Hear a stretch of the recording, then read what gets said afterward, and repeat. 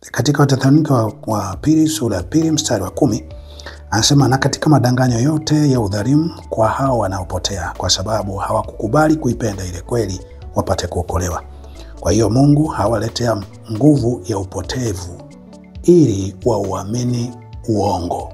Nchi zote unazoziona zinatua mpaka mnakuita majuu, mpaka mkienda mnakuona mbinguni, mpaka wamewekea masharti magumu ya kwenda kuliko kwenda mbinguni. Rahisi kwenda mbinguni kuliko kwenda. Nchi mnazoita zimeendelea hazikutumia upako wa udongo wala maji.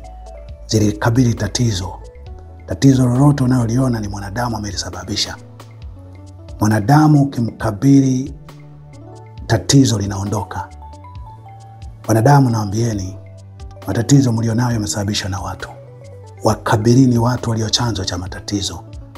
Mtapata suluhisho bora kuliko vita vya maji. Kunywa maji au kupaka maji na kuamini risasi haitaingia juu yako. Najua mmetiwa nguvu ili muamini uongo. Najua hakuna unayeweza kuelewa kinachoongelewa. Kila kitu tajua ni wivu. Ni wivu. Lakini iko siku utakuja kuliona ulikuwa na tatizo na njia ulizotumia hazikuwa sawa. Ila zile ulizotukana zilikuwa ndio njia za kuliondoa tatizo lililokuwa juu yako.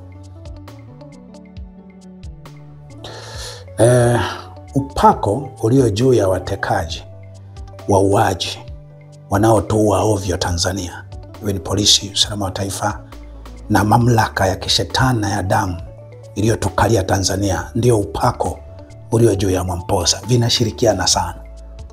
Mwamposa hana upako wa kiitwacho upako wa kimungu. Mwamposa ana upako ambao kazi yake ni kulaza akili au kuwapa wrong direction wanadamu, wananchi wa Tanzania, ili waache kufocus na tatizo lenyewe na kuwaaminisha kwamba wakichukua udongo utakuwa mwisho wa matatizo. Wanakunywa maji, wanapaka maji, wanasema matatizo yameisha, kama Kinjeketile Ngwale wa vita vya maji. Mwamposa ni kama Kinjeketile Ngwale ambaye aliwaaminisha wanaopigana na jeshi la Wajerumani wa Afrika, baba zetu, kwamba mkinywa maji haya au mkapaka maji haya, basi risasi zitageuka maji. Wanapopiga risasi Wajerumani zitageuka maji.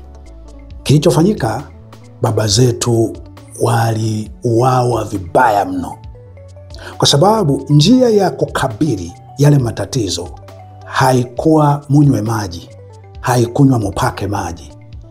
Ilikuwa kujua silaha za maadui na cha kufanya hata kama hamna silaha kama zile. Tatizo lilopo Tanzania halihitaji maombezi, halihitaji mafuta, halihitaji udongo. Mkwamo, ugumu wa mambo hauhitaji hivyo. Unahitaji kuwakabili walio sababu ya mambo kuwa hivyo. Nimewambia mara kadhaa, hakuna nchi popote duniani ina maendeleo yaliyopo popote, kwa sababu nabii muhuni kibaka mfano wa Mwamposa alipeleka udongo, alipeleka maji, alipeleka kinachoitwa ufunuo au kitu chochote cha upako.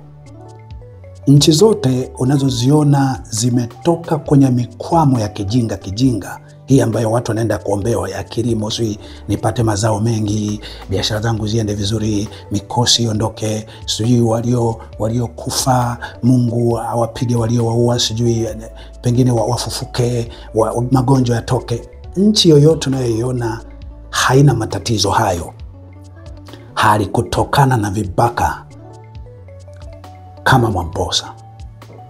Ilitokana na jamii kuwakabili watu ambao ni chanzo, ni sababu ya ubaya uliokuwepo kwenye jamii zao. Mwamposa hana upako uitwao wa kimungu. Mwamposa ana upako ulio juu ya watekaji, juu ya wauaji, juu ya walio sababu ya mateso, kadhia, udhia, dhiki, machungu tunayopitia wa Tanzania. Nataka nikuhakikishie, matatizo tunayopitia Tanzania, vilio tunavyopitia, havijasababishwa na shetani unayemjua wewe, ambaye anatakiwa akabiriwe unakoita kwenye ulimwengu wa roho. Ni watu wanakaa vikao, tuibe hiki, tucheze dili hili, tupate hiki, hawa wateseke hivi, hawa waumie hivi. Ni watu, mashetani ni watu. Cha kukabiri ilikuwa direct, tuwakabiri watu. Tuwakabiri watu na kuambia hili tumekataa. Sasa Mwamposa anahamisha mpira. Kinachofanyika hapa, watu ndugu zao wameuawa, wanaenda kuchukua udongo kwa Mwamposa, kwamba sijui Mungu afariji, sijui wale watu waliokufa lisiwe tatizo, sijui ndo warudi, sijui. Lakini cha kufanya Mtanzania ilikuwa akabiri. Tatizo inaondoka kwa kulikabiri. Unamkabiri aliye chanzo na sababu ya tatizo hilo. Nikusomee, Mwamposa hana upako, ameruhusiwa na Mungu. Ameruhusiwa na Mungu ili kuwa nguvu za wauaji, kwa sababu inawezekana kikombe cha Mungu kwa wauaji na watesaji wa taifa la Tanzania, inawezekana akijajaa. Kwa Mwamposa ni sehemu ya hao, na ndio maana maandamano ya Mwamposa wanayalinda sana. Alisema maandamano yanaondoa utukufu wa Mungu, sababu ni kibaka tu, hajui maandamano ni kuambatana. Hata wale watu wanaoingia kanisani kwake na kutoka, ni maandamano yale. Wanapotoka pamoja, ni maandamano ni kuambatana. Watu wanaelekea uelekeo mmoja, kudai kitu fulani au kufikisha ujumbe fulani. Wale wanaoingia na kutoka pale wanaingia kwa maandamano, wanatoka kwa maandamano. Lakini maandamano yake yanalindwa kwa sababu yana kusudi lile lile. Ila maandamano ambayo hasa ndiyo yalitakiwa kulindwa, ya watu kudai haki, kudai tu taratibu, pasiwe na vya maombezi.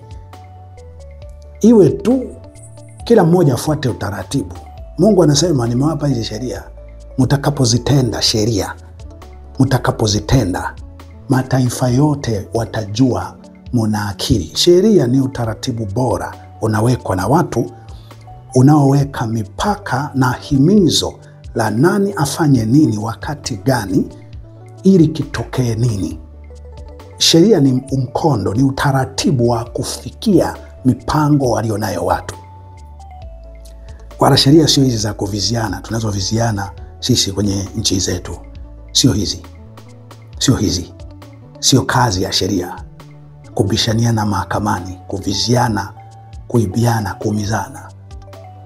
Sheria hupangwa. Mungu alikuwa wa kwanza kuwapa watu utaratibu wa sheria, na akawaambia, akawawekea ili wanaweza wakaziboresha kulingana na mazingira yalivyo, lakini kwa kusudi la watu hao wawe na namna bora ya kuishi isiyo na madhara kwa mtu yoyote. Ni ndani tu ya utaratibu ule. Hebu niusome ile andiko alafu nimalize kusoma hilo la sheria ambalo Mwamposa itakiwa tu awaambie watu tufuate sheria 1, 2, 3 tufikie hatua ile, mafanikio yale. Karuhusiwa na Mungu. Mwamposa karuhusiwa na Mungu awe nguvu za wauaji ili kuwatoa watu kwenye focus. Mwamposa karuhusiwa na Mungu ili kuwatoa watu kwenye focus walipotakiwa kukabili. Awafanya kama Kinjekitile tu alivyofanya. Wao wanajua tatizo, tukipata udongo huu, tukipaka mafuta maji haya, matatizo yatakuwa yameisha. Lakini watu watakiwa kukabili matatizo. Katika Wathesalonike wa pili sura ya 2 mstari wa 10 anasema, na katika madanganyo yote ya udhalimu kwa hao wanaopotea, kwa sababu hawakukubali kuipenda ile kweli wapate kuokolewa. Kwa hiyo Mungu hawaletea nguvu ya upotevu ili wauamini uongo. Kwa sababu propaganda za miuaji, mitekaji hii, kwa sababu propaganda za miuaji na mitekaji hii ziko juu sana, kiasi kwamba watu hawezi kusikia unapowaambia njia ya kupata mafanikio ni nyie kufuata utaratibu huu na huu. Kwa kuwa watu hawaamini hilo. Wanaamini kupata mafanikio na kutoka kwenye vilio na maombolezo tulionayo ni maji, ni mafuta, ni udongo kama akina Mwamposa. Ama watu wanaogopa, kila mmoja anaogopa kufa na jiponya yeye mwenyewe, ndo wanainuka viumbe kama akina Mwamposa. Wanasema mna matatizo, maji hamna, vidaradara vimagari, miushuru inakuwa zaidi ya 100%, wakati nchi kama za Zambia ushuru gari inaweza likafika kwa milioni 30, Tanzania inafika kwa milioni 50 kuliko na bandari. Umeme muna kila kitu uko juu. Munatamani kwenda kwa wazungu wakati wazungu wangekuja kwenu kulingana na rasilimali. Hilo tatizo anatokea mtu anaelimisha, tulitakiwa kuwakabili tu hawa wanaojiweka kwa damu kwenye nafasi, wazione nafsi zao za wengine kama nafsi zao. Mwamposa, kwa kuwa watu wanakuwa wanajua ukisema hivi utakufa, utauawa, watakuua. Mwamposa nainuka nasema wala tuache kuangalia hawa. Chukueni udongo huu, matatizo yataisha. Chukueni udongo huu. Na maandamano yake yanalindwa sana na wauaji kwa sababu lao moja. Kwa wanajua watu wanatoka kutazama, hawalitazami tena tatizo, chanzo cha tatizo. Wanakunywa maji, wanapaka maji, wanasema matatizo yameisha, kama Kinjeketile Ngwale wa vita vya maji.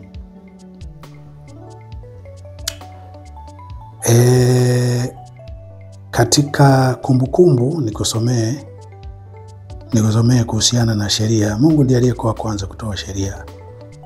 Kumbukumbu sura ya 4 mstari wa 5 na wa 6. Asema, angalieni mafundisha amri na hukumu vile vile kama Bwana Mungu wangu alivyoniamuru, ili muzitende katika nchi muingiayo ili kuimiliki. Zishikeni basi mkazitende, maana hii ndiyo hekima yenu na akili zenu machoni pa mataifa watakaozisikia amri hizi zote na sheria hizi zote, nao watasema, hakika taifa hili kubwa ni watu wenye hekima na akili. Nimewapa sheria ili muzitende. Mkishatenda sheria, utaratibu, watu wote watajua mna akili. Sio nimewapa upako, sio nimewapa udongo, sio nimewapa maji, sio mmeenda kuombewa mali. Nchi zote unazoziona zinatua mpaka mnakuita majuu, mpaka mkienda mnakuona mbinguni, mpaka wamewekea masharti magumu ya kwenda kuliko kwenda mbinguni. Rahisi kwenda mbinguni kuliko kwenda. Nchi mnazoita zimeendelea hazikutumia upako wa udongo wa maji. Zilikabili tatizo. Tatizo lolote unaloliona ni mwanadamu amelisababisha. Mwanadamu ukimkabili, tatizo linaondoka. Wanadamu, naambieni, matatizo mlionayo yamesababishwa na watu. Wakabilini watu walio chanzo cha matatizo. Mtapata suluhisho bora kuliko vita vya maji. Kunywa maji au kupaka maji na kuamini risasi haitaingia juu yako. Najua mmetiwa nguvu ili muamini uongo. Najua hakuna unayeweza kuelewa kinachoongelewa. Kila kitu tajua ni wivu. Lakini iko siku utakuja kuliona ulikuwa na tatizo na njia ulizotumia hazikuwa sawa, ila zile ulizotukana zilikuwa ndio njia za kuliondoa tatizo lililokuwa juu yako. Mbuzi asiyesikia husikia akiwa kwenye chungu. Hebu tusubiri. Wakati fulani nisema acha inyeshe tuone panapovuja. Imenyesha, imetunyeshea. Tunaotoa elimu hii haijafika mwisho, inaendelea kunyesha. Patavuja. Asante kwa kunisikiliza.